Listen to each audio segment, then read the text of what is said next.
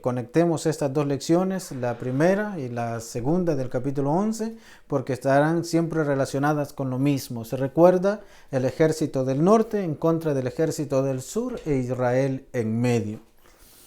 Ya con el término de este capítulo vamos a ver la llegada de Roma también. Entonces préstele mucha atención porque esto nos ayudará a entender que la explicación que nos dan muchos teólogos modernos es completamente errónea, y aquí voy a explicarle algunos datos para que usted también los tenga en cuenta.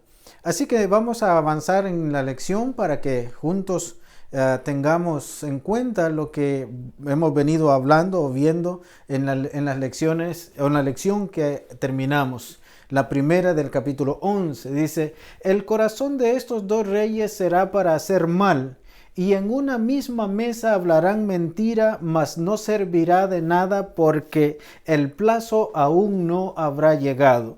Y volverá a su tierra con gran riqueza, y su corazón será contra el pacto santo, y hará su voluntad, y volverá a su tierra. ¿De qué estamos hablando? Se recuerda que en la lección pasada estuvimos viendo de que el ejército del norte había descendido contra el ejército del sur con gran ejército, y que éste no se pudo sostener y fue vencido. De eso estamos hablando. Pero dice que estos dos reyes se sentarían en una misma mesa a negociar y no se pondrían de acuerdo, y se harían traición, porque de eso está plagado lo que es el conflicto entre estos dos reyes. Pero el punto central, no se olvide, no son estos dos reinos o los dos ejércitos en guerra, sino Israel que está en medio. Mantenga eso en mente, porque lo que le voy a mencionar con respecto a lo que los teólogos modernos hoy en día mencionan es que el anticristo y muchas cosas raras que mencionan ellos no es correcto, porque Daniel no ha recibido información sobre eso, sino sobre el conflicto en el que se encontraría su pueblo. Pero por ahora solo téngalo en mente. Y dice que el rey del norte tendrá una fascinación por destruir al pueblo de Dios, y su corazón será contra el pacto santo. Vamos a continuar la lectura. Mantenga eso en mente, porque este es el que está sufriendo a causa del problema que hay. Hará su voluntad y volverá a su tierra. Después que había vencido a este rey, entonces subió otra vez a su territorio. Veamos lo que continúa diciendo.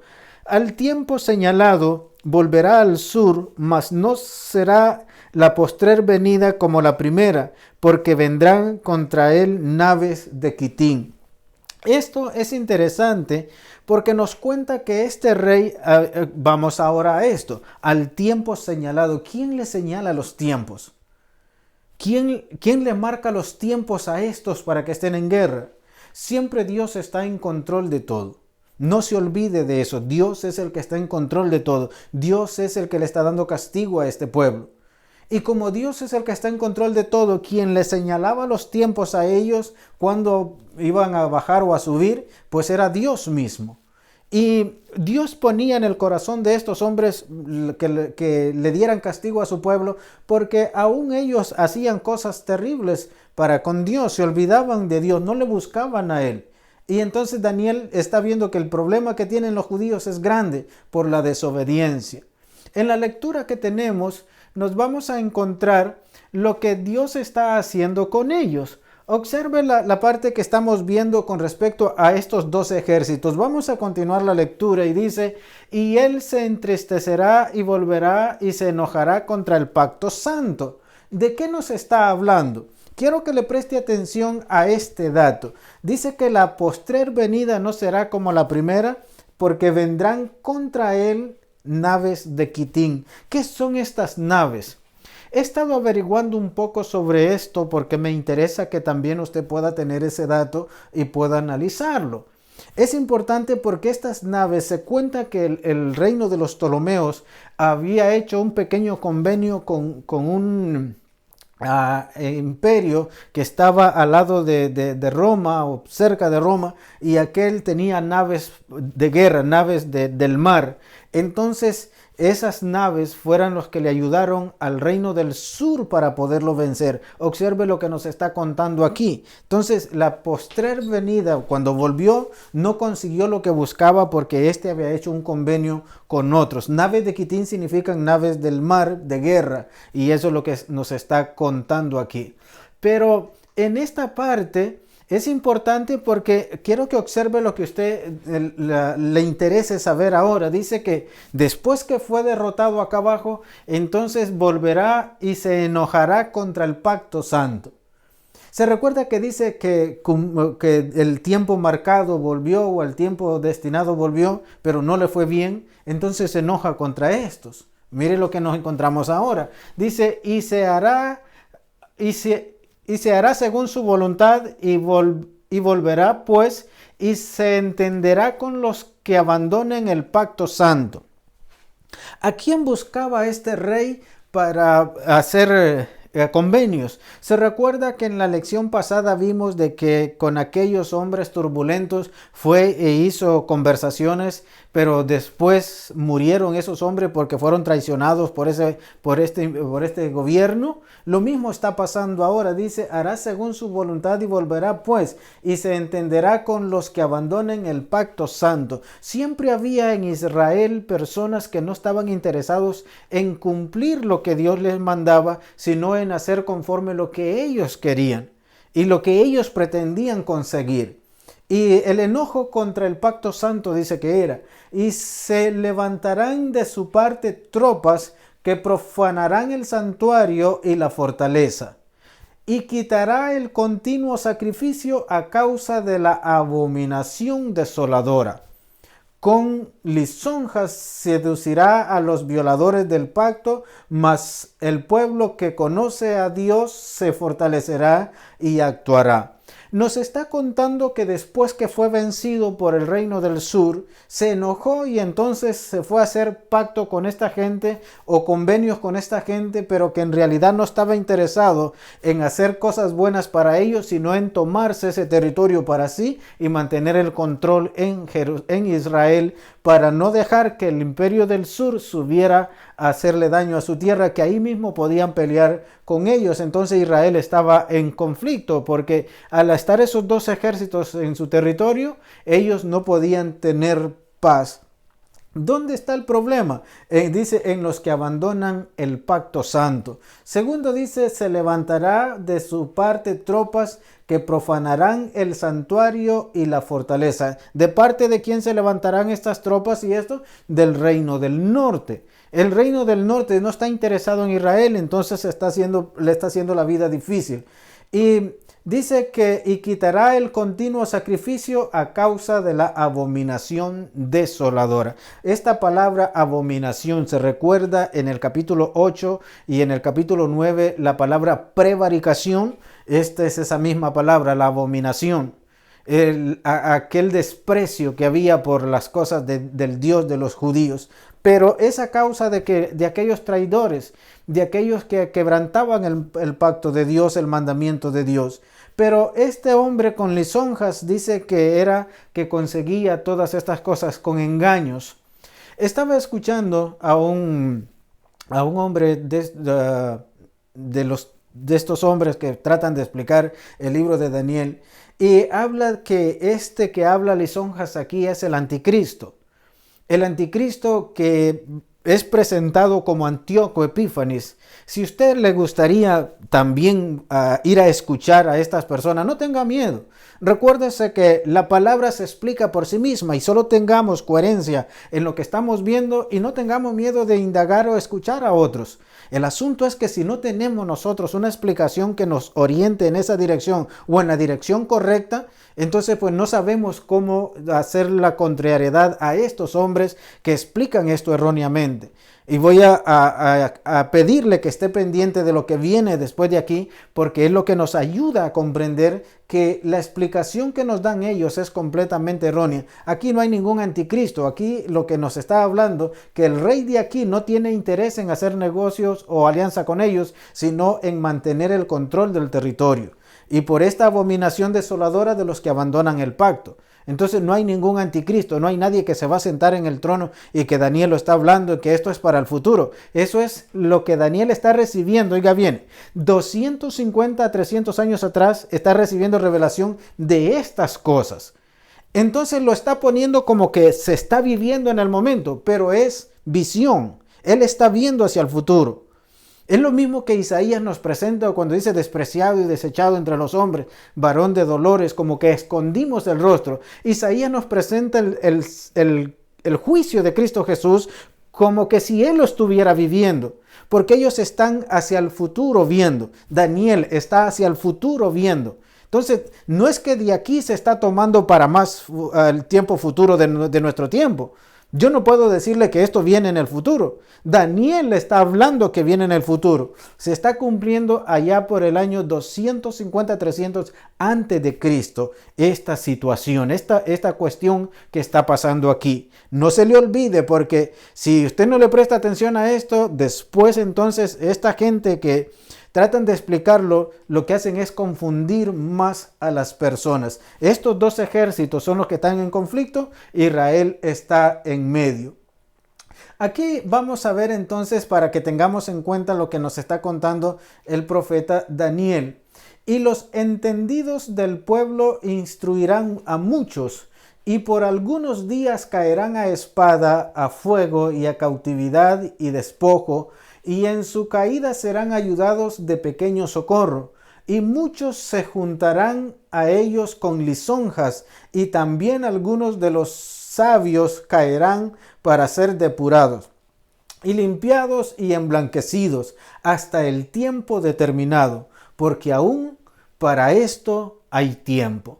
¿De qué nos está hablando ahora? ¿Qué nos está mencionando Daniel de lo que está viendo? Dice que los entendidos, porque había gente aún en Israel que ellos procuraban guardar las cosas de Dios, vivir para Dios. No es que todo Israel era traidor o todo Israel estaba desviado. Recuérdese que cuando Cristo vino hay muchos justos. Y la razón del trono que se establece en el libro de Daniel es para hacer juicio, para que resalten los justos. El Señor Jesús mismo se recuerda de uno de los apóstoles, dice: he aquí un verdadero israelita, he aquí un hombre transparente. Así habló de muchas otras personas. Entonces estos que se mantenían de parte de Dios o haciendo las cosas de Dios eran los que sufrían porque no estaban dispuestos a quebrantar el mandamiento de Dios y el pacto de Dios por unirse a alguno de estos ejércitos. Entonces Dios es claro en su palabra y nos está mostrando al profeta Daniel las cosas que está viendo en este momento. De ahí mismo vamos entonces a avanzar para que observemos que Dios mismo dice que estaba él viendo la situación que estaban pasando su pueblo. Y el rey hará su voluntad y se ensorbecerá y se engrandecerá sobre todo Dios. Aquí viene el asunto. Y contra el Dios de los dioses hablará ofensas. ¿Quién es este? El rey de aquí. El que, de acuerdo a lo que Daniel nos está contando, este hombre que está haciendo esto, está quitando el continuo sacrificio. Se recuerda en el capítulo 7 de Antíoco Epífanes. Entonces, como estamos viendo el desarrollo de la actividad entre estos dos reyes, entonces ese Antíoco Epífanes es el mismo que está haciendo todo esto. Es él, de él estamos hablando.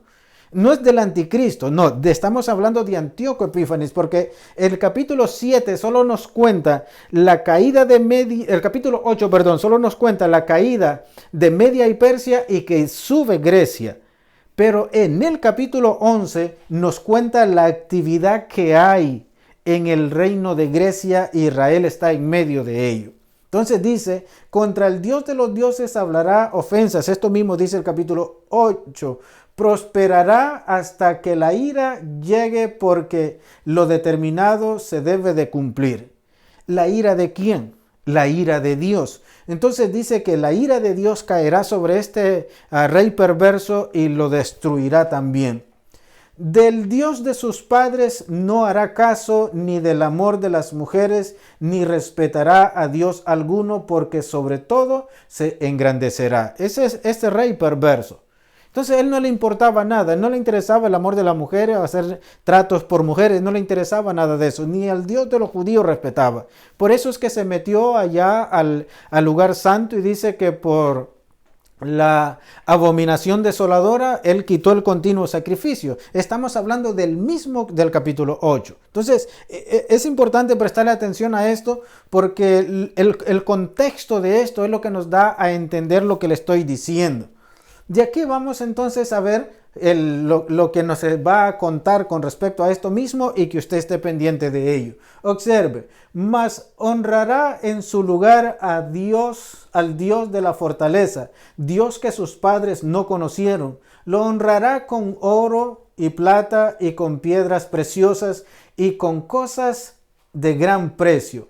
Con un Dios ajeno se hará de las fortalezas más despreciables y colmará de honores a los que le reconozcan y por precio repartirá la tierra.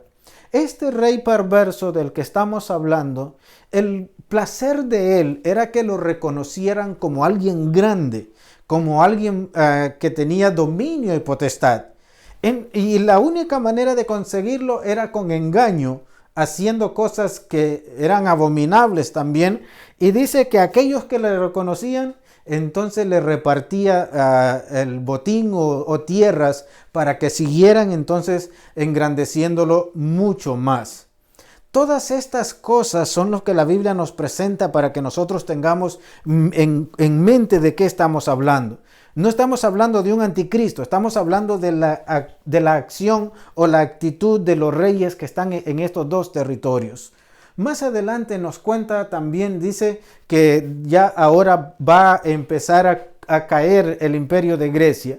Ya está en los tiempos finales de su reinado, el reino de Grecia. Entonces es importante porque estamos ya para el año 200 antes de Cristo o 180 antes de Cristo. Entre ese tiempo estamos. Quiero que le preste atención porque la Biblia es clara con lo que nos menciona y en la revelación de Daniel mucho más. Pero al cabo del tiempo el rey del sur contenderá con él, el rey del sur contra el rey del norte.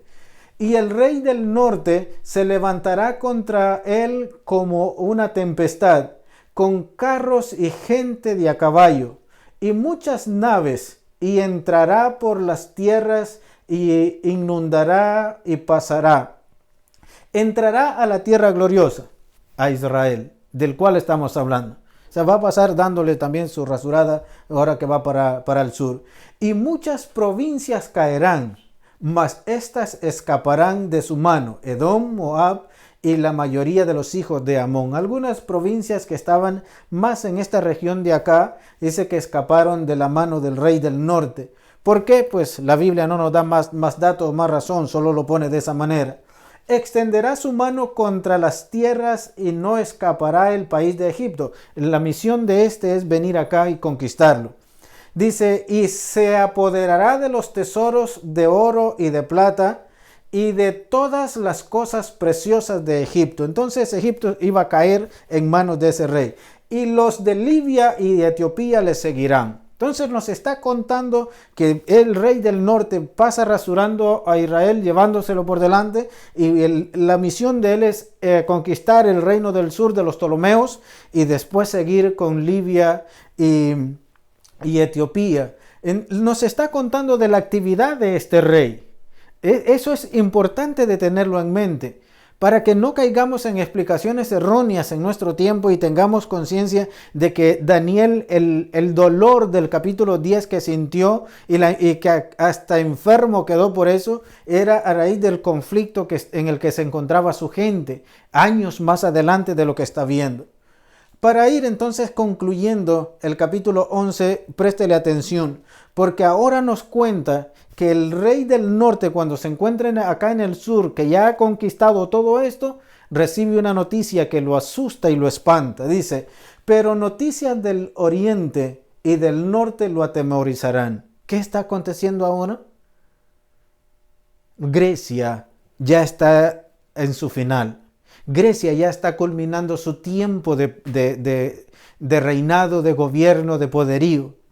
Y mire lo que nos cuenta. Y saldrá con gran ira para destruir y matar a muchos. Se enoja al darse cuenta de que viene otro por ahí en camino.